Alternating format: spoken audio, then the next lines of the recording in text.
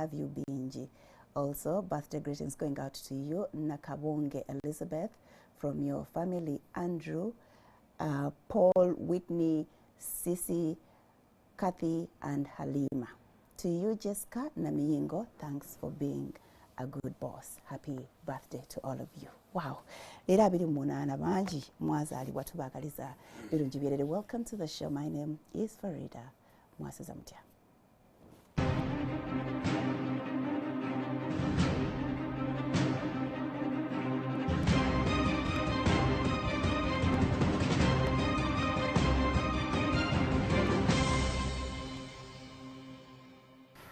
Okay, our guest today is so many things, but Chetusinga Mumanyako is he quit his job here at NTV. I'm sure many of you were wondering why on earth would you? Yeah, but yes, he made a decision and he still stands by it. Agamba, that is his contribution to Uganda as a country joining politics. Joel Senyonyi, the spokesperson of NUP, National Unity Platform. We are not talking politics today. We are talking about Joel, the guy, the boy from Nakasongola. Yeah, he happens to be my young brother. Mochika. So, Joe, I am your elder brother. Not today, you are younger. How are you? I'm well. How are you? You know, whenever I'm here, Obi. Welcome home. Welcome back home. Thank you. I'm surprised you're not putting on red anywhere. Show what you take it, you mastered it. No, there's a red carpet here, so I thought it would suffice. This is ours. This is ours. Maybe the bintu binayingira. Bade nyingira wano mukizimbe nenzijukire ngamba kale singa nkyali wano singa ndi mu AC. Singa otambula. Lunch time netuka nengenda wali nendya buffet biki. Ne kati bino binayingira kiboko biki. It's okay. Abasajja bano bo bakubanze baloze zaako. It is okay. You but chose we are that. strong. Nzete bananguba. Tebanakuba. Anti nakivudde ngamba yikali singa nkyali eno. Singa ntambula mbawo singa mukko naye kati How is Fabrice? Fabrice. Fabrice. She's all right. You must have bypassed her at the reception. Kati munange ye driver wange. Zizediti. So the reception setegereza bulungi. Yanyige biwundo. By the way nagenda nengamba kale singa kati gine bigo jankubibwanga nkyali muzili stories enalimu. Ziri just ezokubeera awo nga webakanga question mark. Singa ndi mukubona abona. Nemu atwagirana. Ngochali virgin. Nera kakati era kale.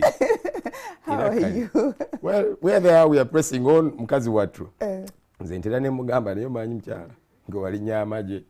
Nero acho mwana abandi bamuyingiza mu bintu bino mu kaseera wanisose n'olinda n'omaliriza. Sokoleke we nali mukwana yali tabimanyi. You started mu Uganda empya and munai we nali mukwana gaya yali amukwana yali amumanyi bulungi ebirubirirwa bye buli kimunga akimanyi. Ayinza kwebuza. Obayimba mukwana mulimba. Mbuki. Ayinza kuba amugamba nze bino just 2 months I'll be out. For you I'll do this. She knew really, and she's strong, she's very supportive. Where exactly hurts? So I'll tell you what happened. Bagai bano, of course that was after the nomination. Bagai bano beba. Twali munda. In fact you mugeto tubuita busajja. Uli gaya gambe busajja buze tegeza security police maje na chi. So twali munda mu Kyambogo for presidential nominations. Nga tulio batukubazi salute bichi nengamba this here looks a bit suspicious. Not the usual. Ninga nentyamuko.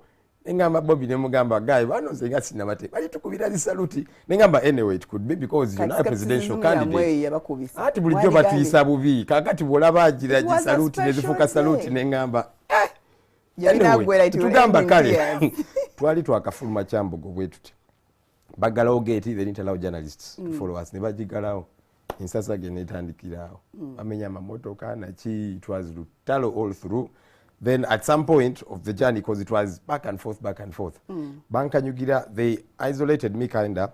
It was very deliberate as far as I'm concerned. But isolating the Bankanyugira kakanista. Umanyi bukanista obwo bwabika. Wali omwana eyo while back yakakwata ne kamwabikako ne kanzenga.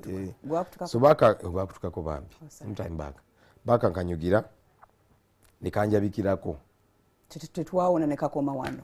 Munakakoma wanire ekimu on the right leg there is a big wound here which is healing, there's a smaller one here. Luckily tekayambuka eno waggulu twawona nnyo singa mulamu mugamba kati munaye wasalo ngulali badde so anyway olwamala okukola ekyo kati ne bangwira they descended on me nga batano nezibatoon nga bakubanga bakuba omusota. So you think you suspect you were targeted gwenga gwe?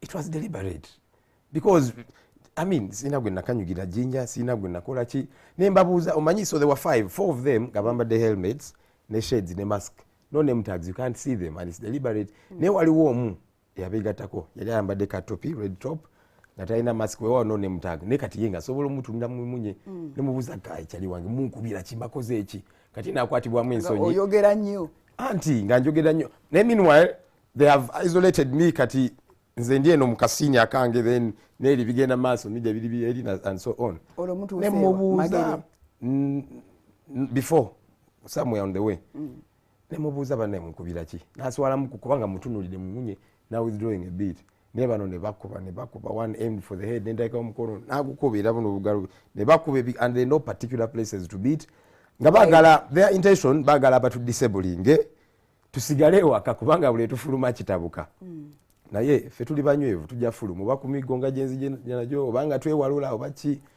ffe tugamba nti teri kuzikiza. Wow, tukwaniriza the boy from Nakasongola. Where exactly in Nakasongola? So Nakasongola is where my late father hails from. Kitegeeza nti kati jibaba panzika Kisalizi Lwampanga wewa of course Kisalizi akanyako Kisalizi Lwampanga okay. Wewa like many people my contemporaries kuzalira wano mulago no kulire eno nachi yogenda kuchala baliyo and that kind of thing. So tokulide Nakasongola muzeyi yafo chali mwana mtoto ate naye by the way yakulirayo naye bamuzalira wano nakulira mu kibuga naye yali city boy ganze but kati zilize roots so roots of course zo zisigalawo of course yeah okay yafo chali mwana yafanga ndi mu senior 2 nera nga tannafa bali bayawukana ne mama so twakulira ekyengera gye twatandikira ne mama that's where they built mwagana ne mama twavayo ne mama so kati dali mu P4 P5 muri bamekolo so mama wange was the official wife, wedded wife. And as the first born, we are 4 of us. Hey, my father, Mnangi, he was a busy man. I know. He was very active. Mwami wanyonyi. Yali active, Mnangi. So, nina baganda bange, muzungu, the English term is half. Half brother, you share a parent. Omanyi waliwo njawulo between half brother ne step, abantu babi mixing. Step yalwa. Step, abeeranga mwana wa mukyala wa taatawo oba mwana wa mwami wa maamawo. You don't have any blood relationship. Huh? So here is the situation. So my father anzadde ne maama wange. Kakati nawasa maamawo. Kakati gobeera step because you don't have any blood. Nga maamawo yakuzaala musajja mulala. Okay. That is step. There is no blood relationship. Ne half you share one parent, either a mother or a father. So I have 3 half brothers, buli omu alina maama we, a half sister naye alina maama we, waliwo n'akaana akaafa bambi sometime of course setibananzaala nako kaali kalina maama we, so situation bweti we yali. So ne tulumba ekyengera that time nalinga mu P1 oba no nasale kubanga era egitwatandikira n'okusoma naye of course differences nezitandika okujja. My mother ne taata, I mean ne taata. Partly because that yali busy, yali active. Mwami wanyonyi nze nkubuli. Nekitegeeza. Mtuveeko. But anyway, basajja balungi abakyala babatawaanye. Sibe batawaanye. He was generally a good father. Atutwalako out nga yakola bye yasobola okukola. Ne of course kiseera kyatuuka nga tebasobola kubeera wamu. So twakeera lumu mama natugamba kati mwambale ngenda batwala kukyalira senga. Waliwo antu waffe twagala nga nnyo okukyalira yabeeranga eyo Kasubi. So nagamba bano bategeke tugenda kukyala nenzanyuka bategeka awo chap netulumba okukyala bakuli actually n'agamba kati mpemu katayimu kange nange ngendo bagulira nkomawo 3 hours later nalaba kapikapu nga kakubyeko bwe kati kalese ebintu nemugamba mama sokoleke kyekigenda maaso ebintu byaffe ate ngambirabo okwo yasooka kugamba nti bino mba kubigula nakyo nemugamba mama ebintu ebyo ngambakakesinga kange okaguzemu owino ebintu nga byaffe kiki nanga mutabani nja kunnyonnyola kakkana yabiteekamu awo naki naye already nali mukulukulu muko I could already tell nti they were having differences naki so nenreading nengamba kirabika mama ne taata baawukanye.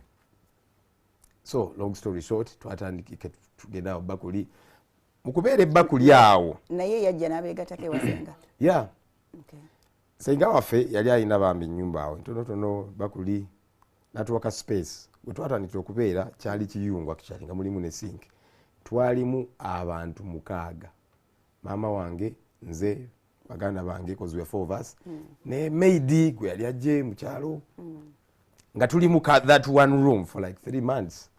Life was tough. I know. Very tough. Mama olumu ng'asula njala tuffe tufunako okulya. It was tough. Naye Katonda n'atuyamba mpola mpola mama nafuna chance ng'ayiiya bw'atyo neera akakaseti katono ebyokwasaganya biyitirivu. But eventually nafuna opportunity ogenda ebweru kuba ku kyeyo ng'embeera eganye.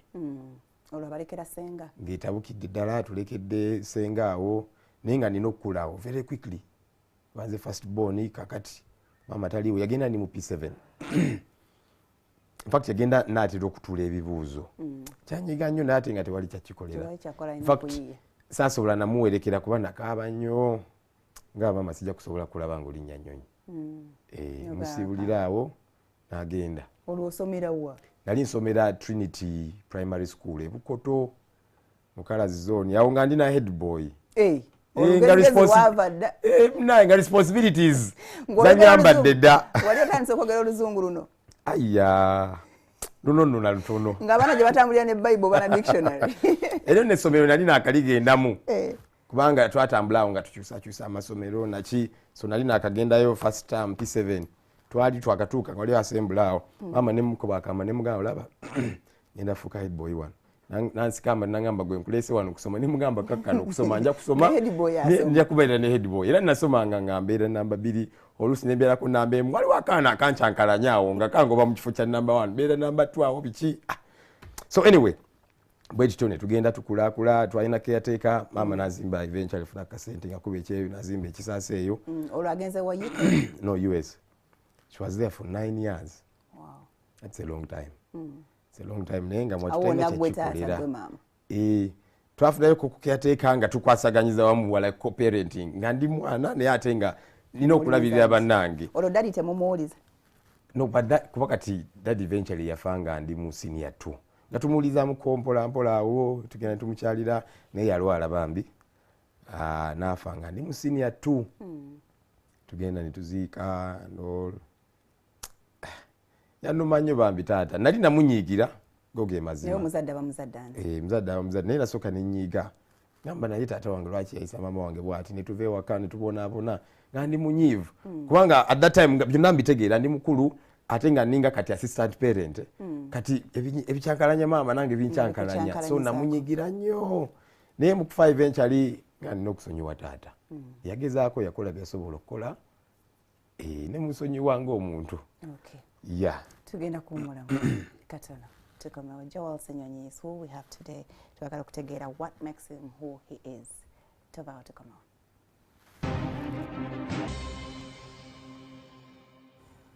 Well, thank you so much for keeping it NTV. Kwetulina ku Spark TV, Facebook, the page is NTV Masemtia, and on YouTube. Joel Ssenyonyi, kwetulina mu studio tugezaako okumutegeera. Do you have any roots from Western Uganda? Kwandaba okuba bulungi Olunyankole. Nasooka otwogera awo shortly after I joined NUP. Ne batyamu ono ate nga ajja bisobola. My mother ava mu Western Uganda. Munyankole. From Barara. From Barara, ndija Lwampara. Omanyi eyo? Olimba. Wali otuuseeyo? Laba nnono.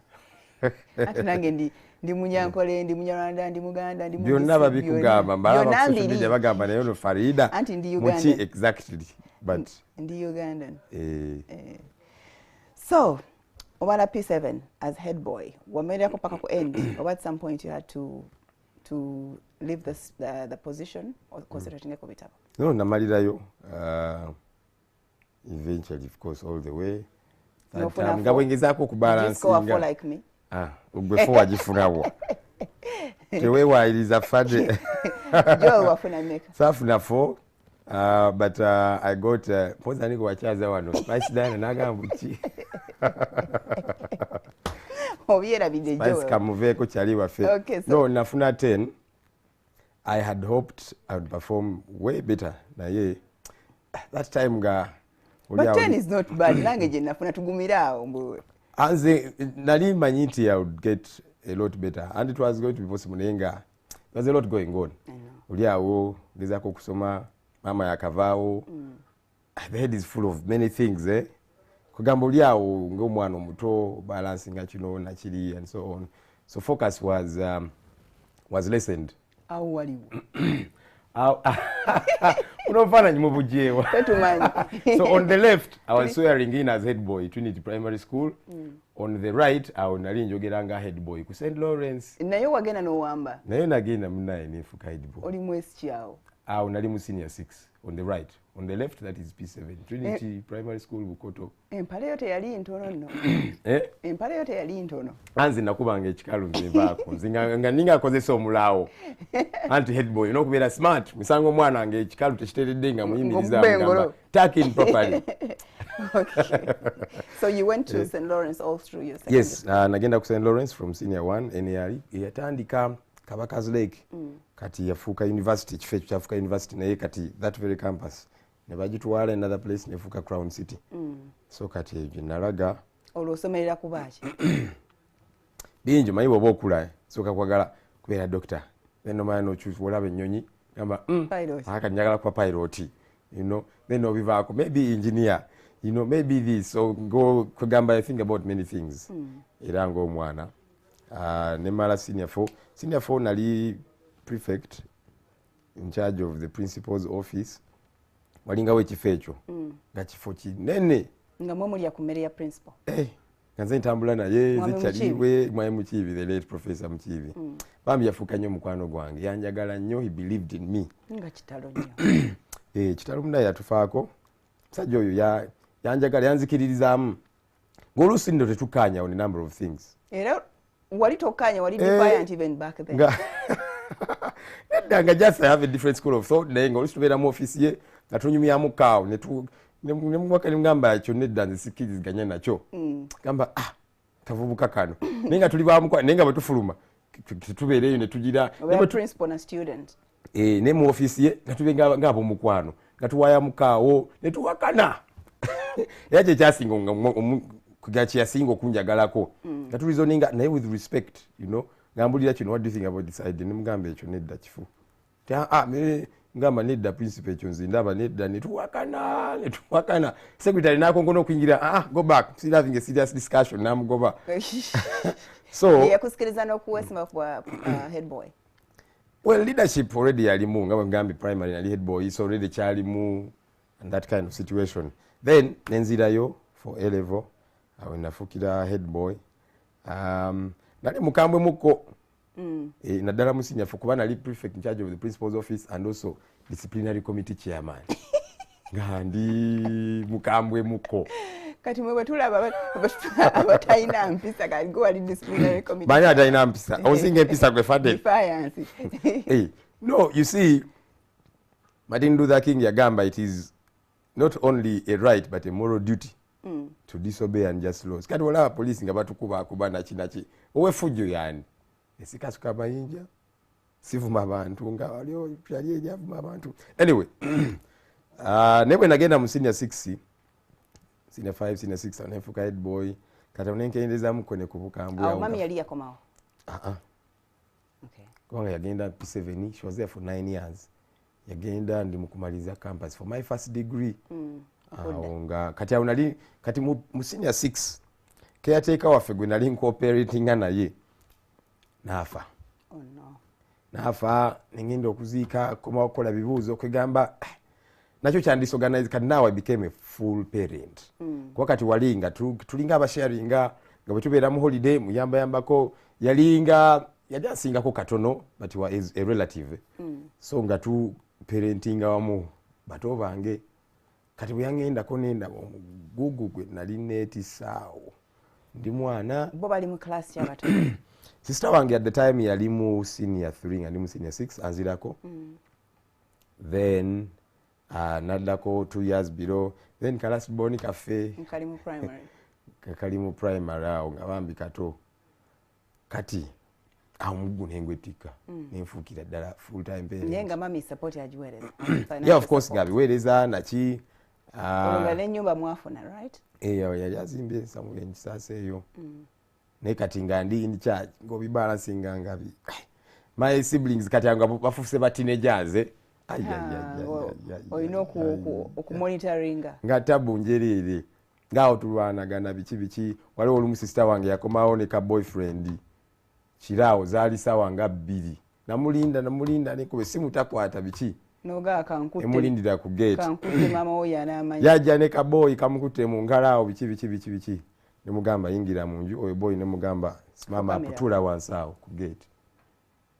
Yali asaaga ne mugamba ojja tuulawo n'atuulawo empita nasikali mubuuza kakati ono muto wange mwana muto obadde ozungazunga naye ekisaawa zizino ziri 2 saawa za kiro oyo mwana muto muvaawa kati febo nthaathira biki nemugambulira muvaawa guno gwe kusosa okubeera naye bulijjo mutambula ne mukambuwaliraawo ne mugamba you under arrest beera awo n'abeerawo for like 30 minutes.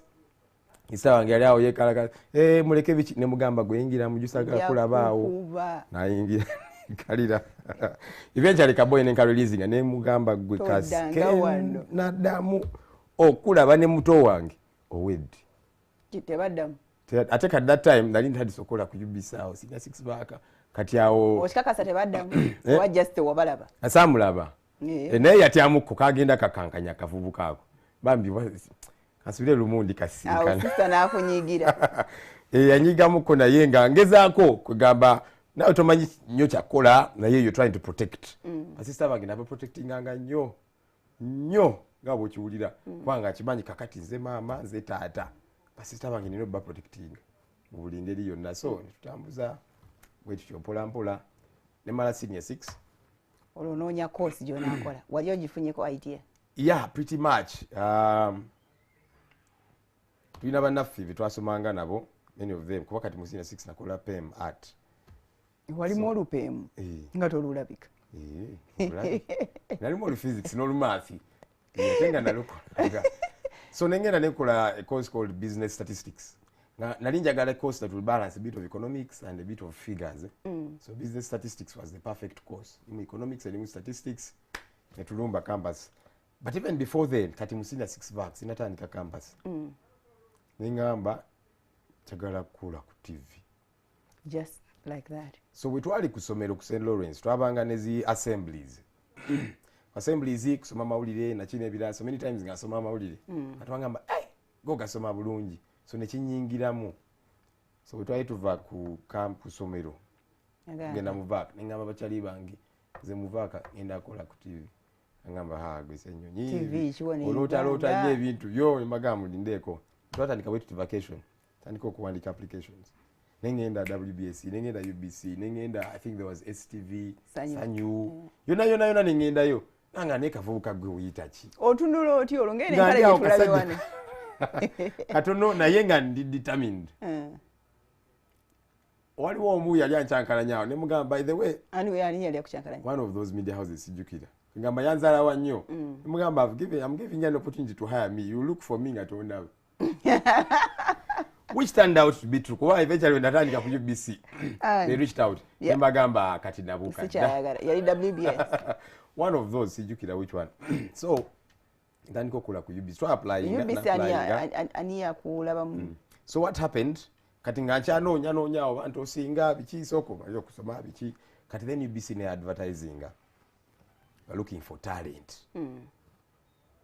nengamba this is it nempandika application ndigiwandiise nagenda the very first interview nendaba abantu abakulu abamu balina degrees masters biki ningamba nkola ki wano my highest qualification was senior 4 kubanga senior 6 results nga tezinnakomawo neze ningamba what do I stand to lose tebagenda kunkuba bitabo nti the worst that can happen kungamba nti addayo ewaka ningamba let me try netukola first interview nebampita akuba esimu piseko second interview yali yaki it was a screen test okay ebakuwaawo either empapula ne bagamba soma ne bakutunuza mu kamera then afterwards facing up pano ne bakubuuza ku bibuuzo awo n'obiddamu anjogera oluzungu awo sebo lwakabiri ate ndowooza ebibuuzo byali bifuneyo oluzungu ne bagamba akavubuka kano kakati after second interview it took about a whole month nga tebakuba nengamba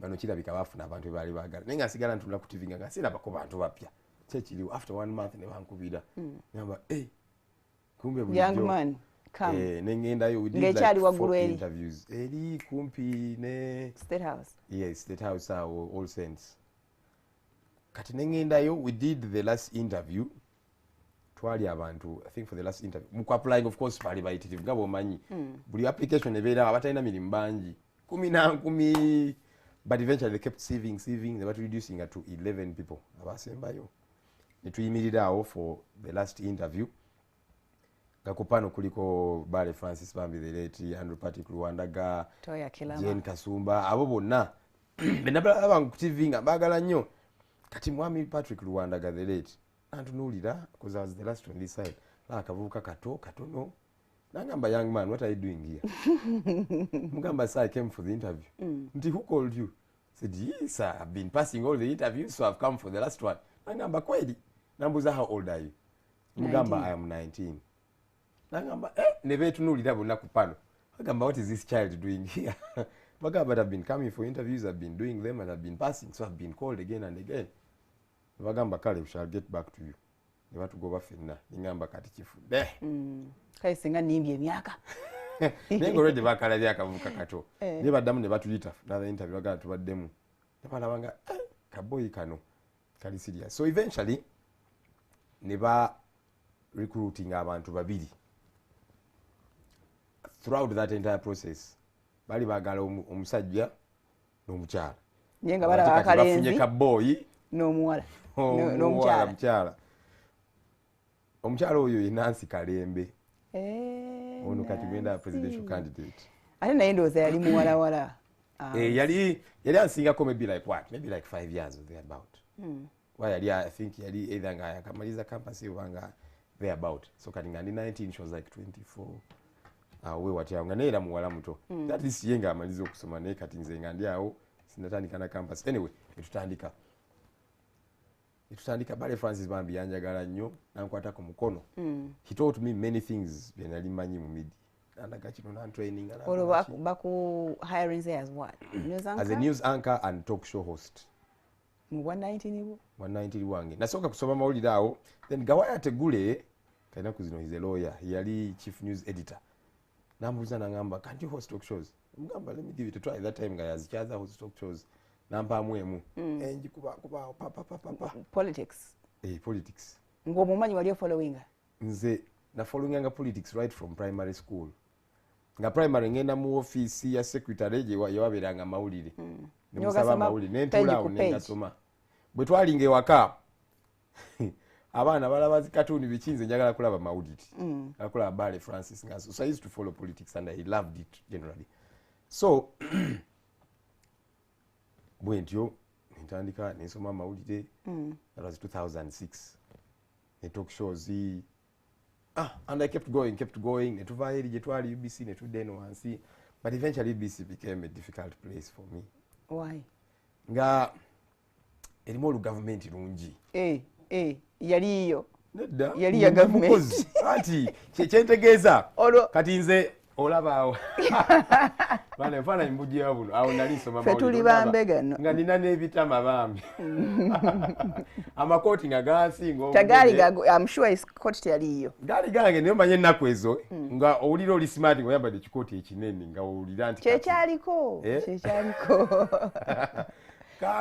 kati ku university wagenda nga bwoli ku UBC yes right? Nasomanga nga bwingenda n'okukola ngeza ku balancing ali oli statistics business statistics so kati abantu bangi bangamba nga why don't you study journalism naye that time I didn't feel like I wanted to era nga ngamba already I'm doing it I don't siraba lwaki kuba kati already nalina kapassion nga kanyingi ka business statistics ngamba this is what I want to do lwaki nkola ekintu kye sina feelinga and yet already I'm practicing it without a qualification so nenda banga so nsoma binali nsoma awo soma mawulire nebadde kunnyonnyola wali why eventually because after about 5 years nenda banga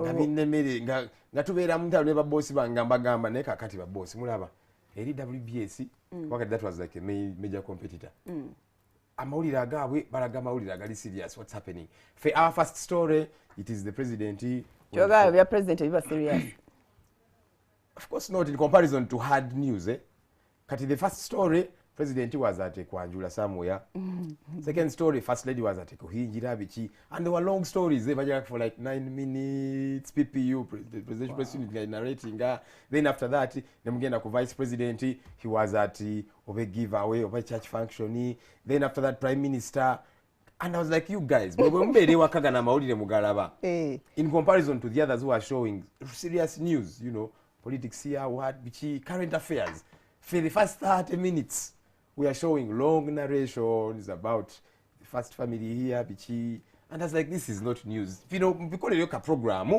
muviteke yo nga documentary or whatever abosi ngabala akavuka kalugezi oyogera ngani tata nganjogera nga news anchor and talk show host nga staff member stakeholder yes ngandi staff member made them meetings itula ate kati nebifu bya yambuka kokko kubanga at some point they made me what's the title current affairs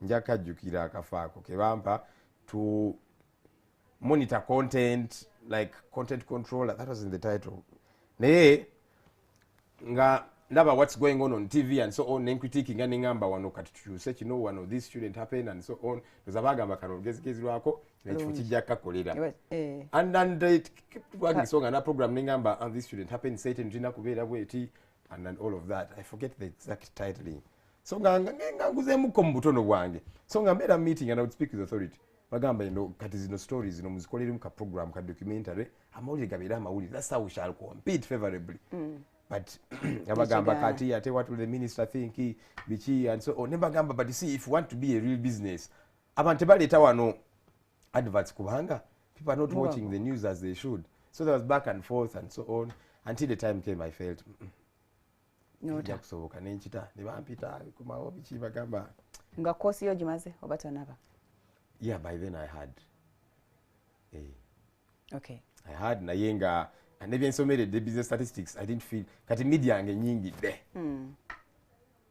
nyingi de nyo so I kept cutting in Namcoms radio and so on I kept in the media generally radios chiko kola naliko ku Alpha FM Alpha FM is a sister station to Impact okay then Power FM that's a Watoto station that you for some time that was from 2012 so I kept in the media wasoma nga byo wabivuddeko kati nga media yo ya nyingi tewatuka n'ogamba I wish I had done a journalism course instead at some point maybe a little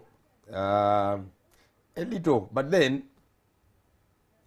you and I know kati media many of the things you learn hands on and of course waliwo training wetwakolanga nofuna ka certificate to you know keep adding value and so on so nakyo kyayambako okay mwebya breaking news mwali mbiriko gwanga libera wakati mu breaking news yamwe kubirawo mubimba mutukubira pingu ebintu ebyo byanyizanga nimbagamba abantu mwe let's operate like a real business so oyingira otya NTV eventually NTV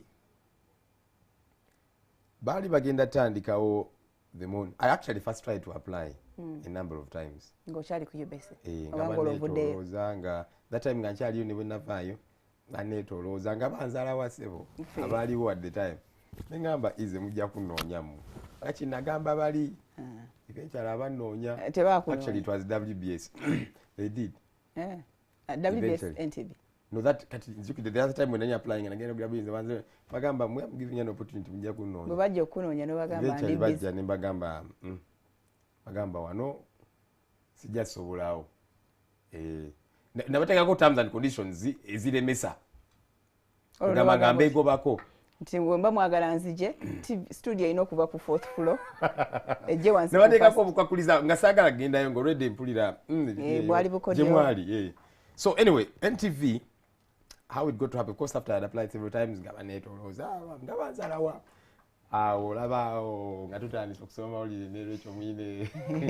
but even just before this, kati bali bagenda tandika morning show, one that had Brian Mulondo, Kasiate and Mabel. So nga tukola demos. Kati ne bampita as a guest. Brian and Mabel, they knew me from church and so on. A guest of what? A guest on the show. To talk about what? Politics, just tukola demos, n'okusoma amawulire, press review, awo just nga bampise nga kidami awo, just okisa kidami. I've used the wrong word, sorry. As a guest for trials, yes. The show wasn't on air. Nenga bagala somehow, you know, the demo, not the show demo. Yeah. So nga bampita nga nzija nga recording. This is my opportunity now. Kambala genti nabampise nyingo bajja omuntu ebeza. Buli bala banga gundi. Kasati ya joking anagamba kano kagaye tekagenda kundi ako mulimu gwange. Kugamba ningamba kakati. This is my time to shine. Kambala gire dala nti sijja kuba guest. Njja kuba host. Then they kept inviting me again and again.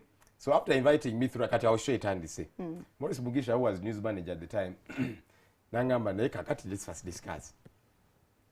Can we retain you? Ngamba, it's okay, but sometimes on conditions. I'll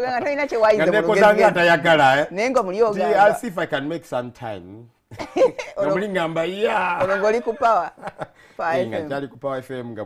Actually, maybe Brian Gatu, because also used to do shows at Power FM and that kind. So that's how they got to invite me to collect these demos and so on. So Katne to agreeing and Morrissey, Katne Tandika, just the morning show. Kakati try to liao. Morrissey ngamba, by the way. So like some mawulire gwe. Ngamba ye nsobola, but terms and conditions apply. Gamba neteka kwa kulizaawe. Katulize nalinjagala nga negairira bichi leka ne bagamba, so if you want me to Katoloba wa terms. Of course ebyamaja. Majoga manyi. Ayo maja it's understandable. Bade banyingo bagamba kati sagala tubere ku Serena tugende tufune our own home. Madenge na kwechapira nze nye. Yeah, maja, and of course a number of things, generally work related, times of work and so on. Maja ambakati. If you want me to work, I need 14 million. And you pay me 6 months in advance. You wish. So Maurice that one HR bagamba kavukanga katuleze kano. Maurice nagamba HR, whatever I do, I need him. Kati Maurice nava mu office nande kami ne HR. HR nangamba kakati, you see, your boss needs you, now make it easy for me. Imugamba, what do you mean make it easy for you? Nsalira akose that HR yaba coordinating abe nokusala bisente. Emugamba sebo. Obo yagala nkole wano. Yonge the thing. Bamu byoko gete ebirimi. Toja kuzanyirako. So then nagamba kale, let me discuss with the MD which I'll give you a call. So na discussing an MD and so on. The long and short. Intandika. Generally on my terms, of course, I got like 90%. You usually don't get everything. Never go bargaining. Oh, yagala wano kakati no setting eno well knowing. At least you one. Era jibyagwira. Era jibyagwira. Ngamba kali. Wakakana mukao. Nokokana, how was the journey at NTV? Because no one not wow before we know it. For 5 years. Yeah, what wow compared to us abali mu 16 kati. Anti kakati mwe. Omanyi, there's something I told Barley Francis the late back then. Nimugamba, you know what? I love this media, but I don't want to be like you. I don't want to stay in the media and I develop grey hairs. Achali kumpeo. Yebambi achagalanga, and there are people like that. Means in Alabanga, I don't see myself. 50-60 kankyasoma mawulire. I know. Ngamba, let me keep doing it for now, the passion and so on. It was such a wonderful time. Naye ng'ekyo kirowooza, I don't want to be here for long. Naye mu bwongo obwo nga kikyolowooza the alternative. Had politics hit in at that time? A bit. But also, I kept thinking maybe I'll go out and start business, or of course, politics. You can analyze it. Bulungi nenga toloza, you'll be involved directly.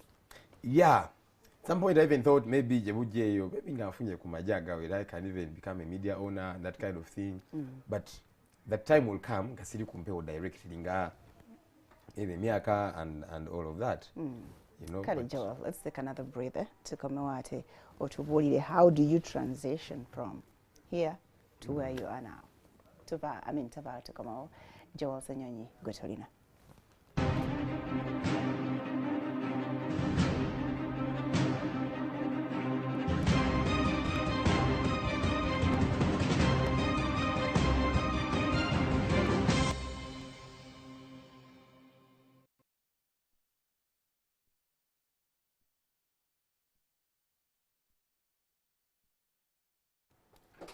Wow, Tichagina Masa, thank you so much for staying around. We have Joel Ssenyonyi.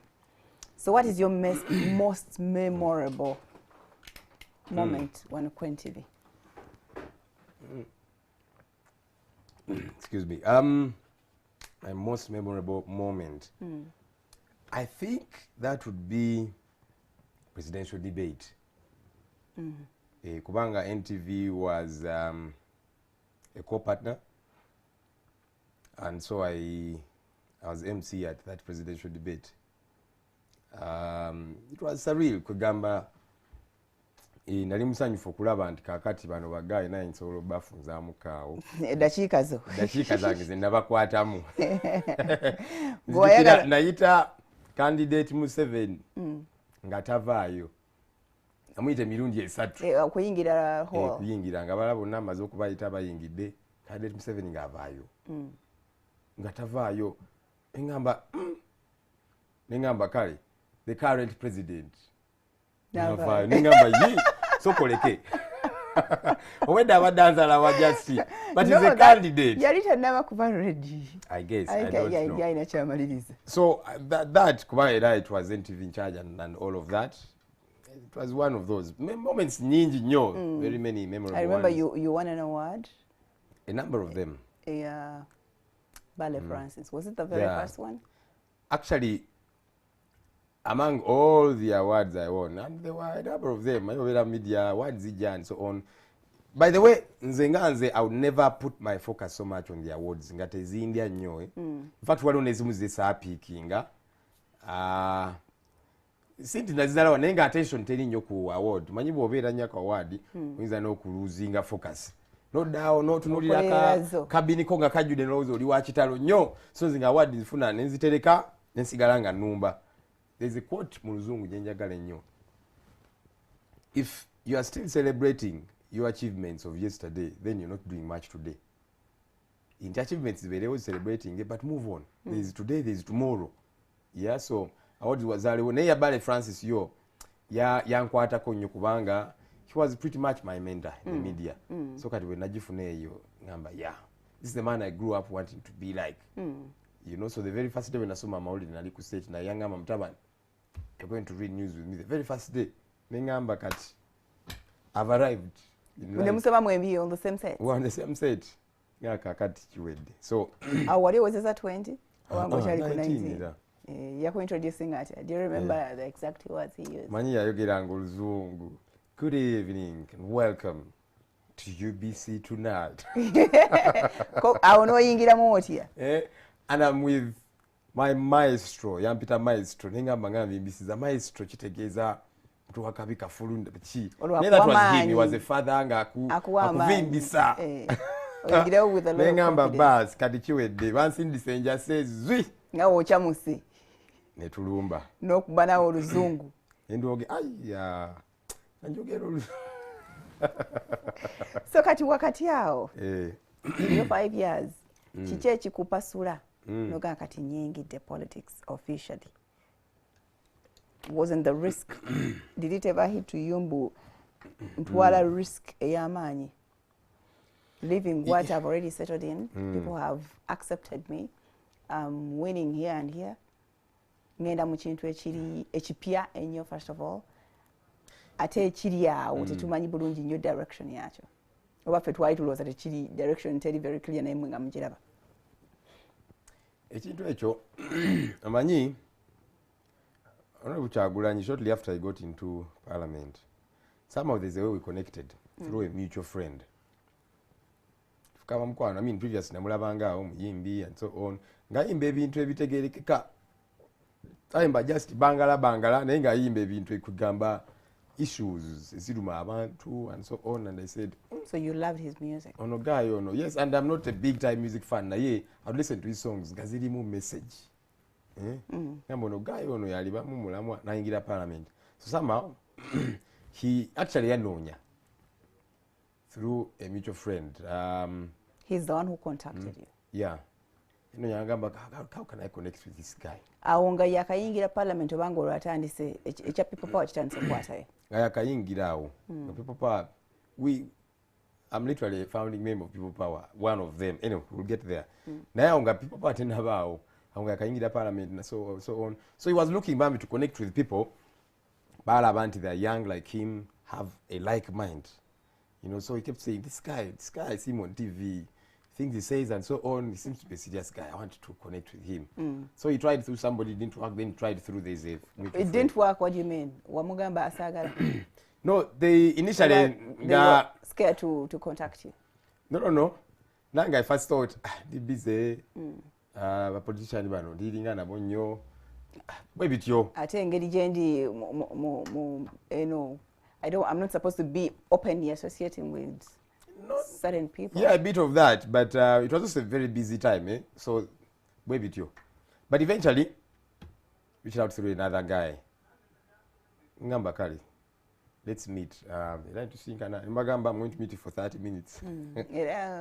Conditions though? I had to come back and read news. So more meeting at Serena? So meeting at Serena, now that was the first time I had an interface with this guy. Nemuulizanga mupima ono. I said, no guy, Prijo Bagamba no muyaga bichi, but this seems to be a serious fellow that I can connect with. Olwagamba it was, trying to see how we connect as young people and so on. Kugambanga, he wanted a friend in me. Why? Because of Yaliara ku TV. Gambaze, I admire you, I respect you a lot and so on. Gamba, yeah, I've also been watching you a bit. So he just wanted friendship. Yeah. Ganebya ne ambitions that tezalimu, it didn't appear anywhere. He was just looking to connect with people, people who we thought this one is a like mind. Abere chali wange. Nemuwa mukisa, nemufula chali. No mu blessing. Kale. So anyway, we connected. After that meeting, I actually thought, just meet him this once today. After that meeting, I was very impressed by him. So, Nambakale will meet again. Mtaniko kwebongako. Mtaniko kwebongerako ebyaddala kati awo. Go would meet in the evenings over tea and another small group of friends. That meeting, I would talk about life and then we'll talk about politics. Tudao, netuyomba, agiyingane tukola chi. Uliomunga ina ideas, as you say. Tumala, uliomuna atema.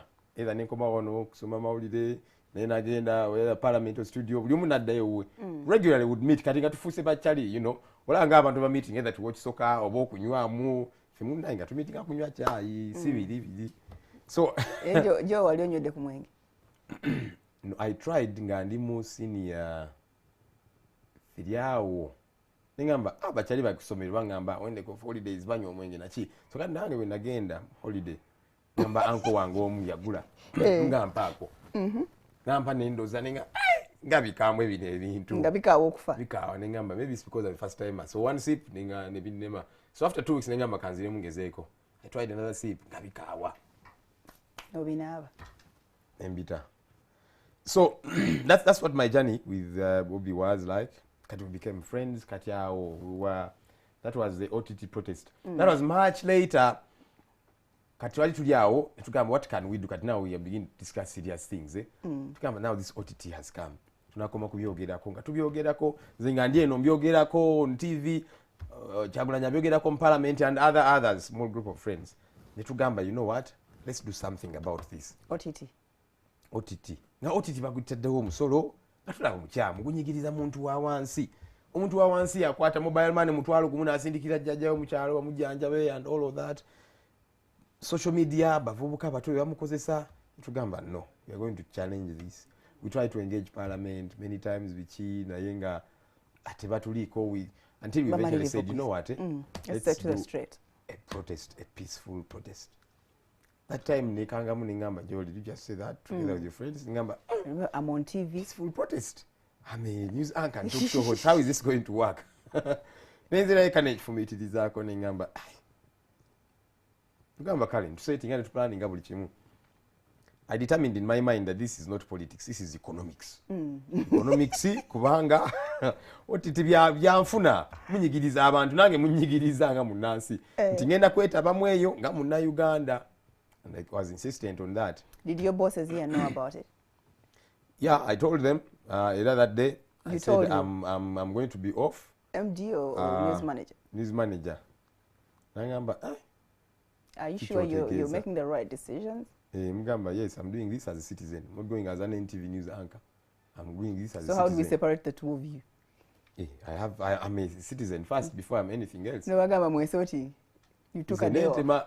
Amasuti nenga jamu ne nyambala jini ne t-shirt ne tulumba. Kataha Raymond. Ne Raymond naye. Abe yunga kati. Naye I was one of those friends, you know, at the time because there's a number of people that reached out and thought, can't we do this together? This OTT thing and so on. So kakati, I remember even on the very day of the protest, natuka wao nenzira nebuuza Jola, you sure? Orochicho otya. Your work place oba amayinja akavuja kayinza okudirira. What were you most many things because this was a first for me. There's a category of people tugamba for me I'll make my contribution on social media, on TV bichi, but the protest I was thinking I never in a million years did I ever see myself street protesting. Kugamba even on that very last day somewhere we were convening and ngamba Joel sure. Ne gumya obi naye nantunulira nga chali wange totide olistede nga tulumbe olumuva tutalafia musimbula tulina we twakungana somewhere etulumba but we were being trailed we noticed. Mulinga bameka that time twali mu motoka we were like I think we were like 6 people over there about. We noticed we were being trailed but namawulire for example bali batugobeya tubagamba mukwata amakuba agamwe mutuveeko. Then we noticed we were being trailed. So kane twetololamu ekibuga wine a very tinted car. We lost the car making sure tujibuze yale tufollowinga some operatives. Tujibuza zine twetolola they looked for us nga tebatulaba. Nengo omutima guliwa ng'ogugwo. Kati awo nga ngumye. Nga ngumye nengamba ekijja kijje. Ngamba bayinza n'okunsiba no. I was actually sure bagenda kunkaba. Tugamba but it's okay. Then meanwhile that time we had said by the way guy to making sure tebatukwata. But you can't determine any of that. So anyway, etulumba downtown. Etuvaya this is going to be a peaceful protest. In fact tugenda nakwekwata emikono. Tubabawo omuntu agamba nti twagala kuba muntu yenna na it is peaceful. Tugata emikono. Lwaki protest majora ali ku parliament? Ku parliament? We had been to parliament several times, never too disappointing and never too frustrating. Kati eri wansi mwali mulagachi exactly. Wanted to connect with the ordinary people kubanga abo nga bebanyigirizibwa OTT, mobile money, social media na chi. Tugamba kale katulumbe you have failed to give our issue attention. Now you're going to get attention. You're going to give it attention. Okay. Tulumba tutambula abantu ne batwegatta kao twatambula kuvaawo mini price ne tulumbira ddala police basooka tusalako wagulawo there's a plaza nene balemererwa nga abantu bangi tenga naffe tulemeddeko twekuttaawo tuli banywevu tutambula mwogera ki this tax must go no t-shirt yo nabati batandika beyungako ne bajja boda biki kakati polisi ne bateekawo zimmamba awo ga Crane Bank. Actually what our plan was tugenda kutambula paka ku parliament. So kati ku Crane Bank bateekawo zimmamba ne batusalirako ddala ataddewo abasirikale bayitirivu ne bakubatya gaasi olwotidde tonatya nze nataze daafiya munaye ngamba ekijja kijje pwa tya gaasi bagezaako okukwata Kyagulanyi awo ne bigaana nga wendi awo ningamba nziruke oba nyimirire ninga sijja kudduka nembeerawo awo but at the time kikakasa tewadduka ate nga tolina nawuddukira already emikono tugyekute tuli awo ninga bwenziruka ngenda kulya mbanda z'obutiitiizi ate kati bwenziruka abajja nakungobeera ddala nga kambeerewo kubanga nakiyingiddemu nga ngamba this is economics, it's not politics. Naye nga tiya gaasi maaso nga mungi omanyi mistake gye baasooka okukola bagikuba they wanted to shoot this direct naye bagikuba waggulu ate ne bagwira babasirikale ne bayingira mu Queen Bank nga banaaba maaso naki kuganga ffe tukyali okay awo bali mu kwesiimuula awo and so on but eventually turned out the person they wanted to arrest was Kyagulanyi bawala nga tebatutaddeeko nnyo attention so eventually n'abaddukako nakire downtown netumugoberera paka then nayingira parliament kati nengenda ku parliament awo ne yali atamuzanyire so wayingira eri nakyusa engoye nakinalinya boda so engoye yali azenazo abaana bamu eri wansi downtown okay I remember he jumped on a bike so kati nezija ku parliament nenyimirira waawo with a comedian called Tuwanje abo nawo twali tuplanize tujja kubeera eri wansi twekalakase ne kati Tuwanje nga ali ayambadde ka t-shirt ka red nemubuuza kyali waffe obaddewa leero auntie you see I was trying to finish one or two things yatidde Richard Tuwanje then anyway kati tuli awo ku mulyango wa parliament then the head of security of parliament ali abasirikale of course are deployed these one go and arrest them they are part of it nemutunuulira bwendi mugamba afande what are you saying ama you have been part of the protesters come and arrest them ninga bali bayita bazze aga Ssenyonyi story Kituwanje bali kubonga naffe afande arrest them bala abaserebu baabwe nga bali mu kubonga naffe ne kimunyizo nnyo oli head wa security nemubuuza afande so what are you saying the Ssenyonyi I always see you every once in a while pass here but you're always in suits today why are you in jeans and a red t-shirt nemugamba so kati afande do you set a dress code for me ntikakati leero yambala boti olugezigezi lwo lututte ku parliament anti nga saagala kunteekako kibuli what do you mean bulijjo ndaba mu suuti kati ndi mu t-shirt ne jeans ekibuli ati bwe tukiyita mu ghetto okay nemugamba afande tolina kyogamba ggwanga eno ne bali nabo nga bali mu tubo nga kuseka naffe biki bekya batugamba protest neekomaawo already we have made our statement really you know ate munange okumanyanga ababaka abo banaafuusi nnyo baayisa etteeka omuntu wa wansi asasule OTT naye ate olwamala ne beeyisiza budget yaabwe first pay for yourself you poor person bwomala okwesasulira naffe tusasulire neŋŋamba look at these hypocrites so anyway one thing led to another etteeka neliyita kati after OTT then things began to get a bit serious kati bw'okomawo wano mu office nakomawo boss ne bagamba Ssenyonyi what is this bagamba I told you I went as a citizen if you have any problem write to me and they wrote to you they didn't bakwesonyiwa bagenda kulaba nali already ndi mu kusoma amateeka kati nenjogeramu kuligaliza awo biki wenda bakangamu noza Morris Mugisha namukangamu kaawo nalowooza abagamba bugambi ono fala jowe ofala tamanyi byakola agamba nja basuwinga mwembalyemu sente. What took you to law school? Law school, I don't actually growing up nayagalanga okubeera lawyer. Naye nga ngamba balawyer ekizibu balimba nnyo ki, that's what was twakula tulaba. Ngamba kugamba nga njagala ninga ntyamuko. Nakula mwattu manyi nalokoka nina emyaka 6. From the time I began to understand nga mama wange mulokole. So ku myaka 6 nenjatula, then I recommitted myaka 16 in senior 4. Kugamba I tried, you know. Not a perfect guy naye nga trying. Ekubolya Katonda ng'olitambulira munyo. So kakati kyokwagala okubeera lawyer at the time. Nosoka no. Ndabanga nja kubeera mulimba. Kubanga binakula ndabanga ndo buli omwaga tugamba lawyer balimba. Ne nja binakula muko nengamba I should go and study this law. Ngategeera obulungi kubanga byendimu ne mu media and so on, everything was connected. So nenumba one of those mornings try to soma amawulire press review. Kugamba I kept procrastinating buli mwaka. Next year I'll apply to join law school, I'll apply, but I kept saying I'm still busy, I'll apply next year. One of those mornings try to soma. Nankute monitor nendaba Makerere is inviting, you know, applicants for the law school pre-entry. It was like a eureka moment. This is it. Immediately we told Mala, sure. Makerere, I applied. Nenkola pre-entry exams. You know, I was the best among those who sat using degrees, and I was number 2 overall, 2 or 3. We were 2 people in second position. So nindandika mateeka bwentyo mpola mpola. So enkeera bakuvaako bakama bo bakwesonyiwa baga jo let it pass katulabe whether we shall get any communication from powers above. There was a bit of pressure. Morris at the time yangamba UCC bamuyise bichi bagamba this boy here what how can he do this bichi ngamba ni gwe bamanyira gwe bayita boy. I mean, man, what are you saying?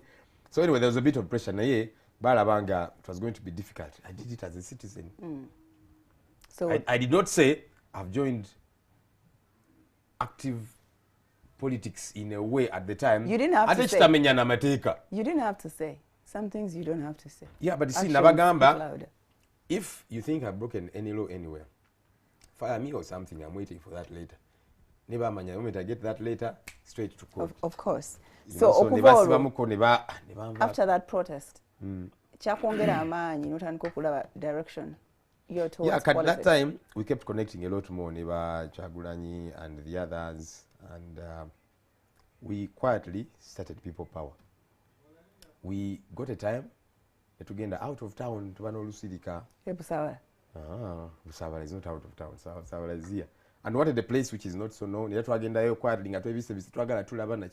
spent there 2 days. At that time we were 10 people, yeah. The real founders of People Power. In fact, in that very meeting, scenes, of course.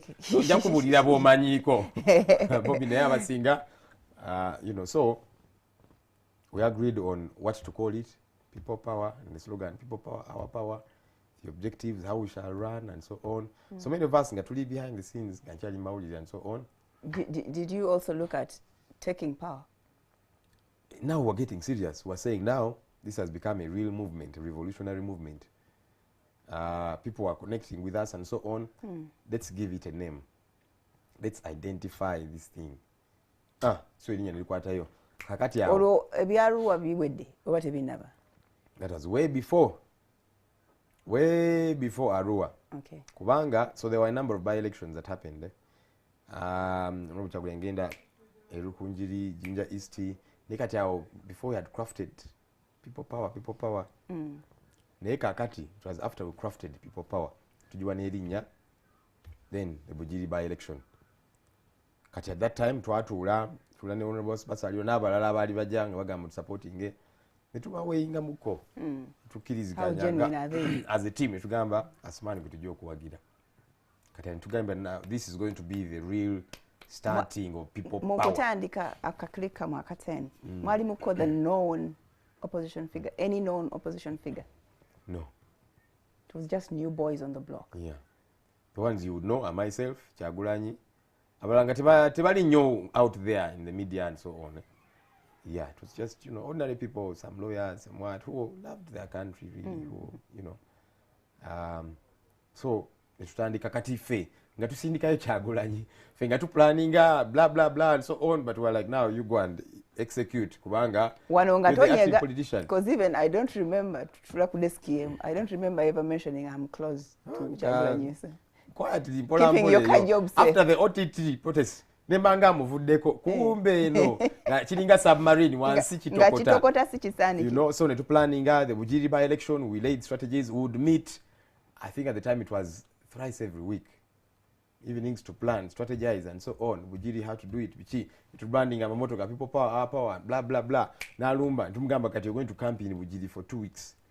But now you see, I'm still on media, on TV, so I can only play a background role, you know.